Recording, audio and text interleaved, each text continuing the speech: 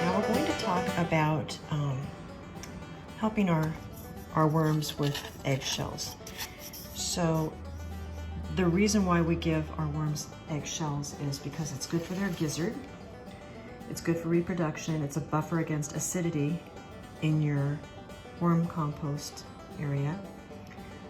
I'm going to get a pH meter. I think you can check the pH level in your worm bin. If it's less than 7, you're supposed to add eggshells. And basically, what I do is I use a lot of eggs because of my chickens. I rinse them out after I'm done using them. I let them dry. You're supposed to put them in the microwave for a minute or so to really clean them out.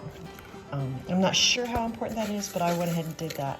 And then I broke them down a little bit more with my rolling pin. And then I pulverized them so they're sort of a powder. This is as far as I could get to powder form.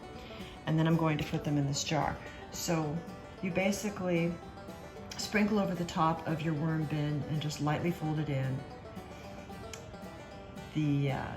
The more you pulverize the eggshells, the better it is, because the sharp angles, the sharp edges of the eggshells could harm your worm's delicate skin. And you definitely want to rinse the dairy out, because dairy isn't good for your worm bin. But I think this is something that can really help your worms. And if you do it, I don't know, depending on your pH level of your worm bin, maybe once a week. You can also, because it balances things, I put coffee grounds in my worm bin as well. But if you do that too much, then it increases the acidity. So it's a balance. You just kind of have to keep an eye on things.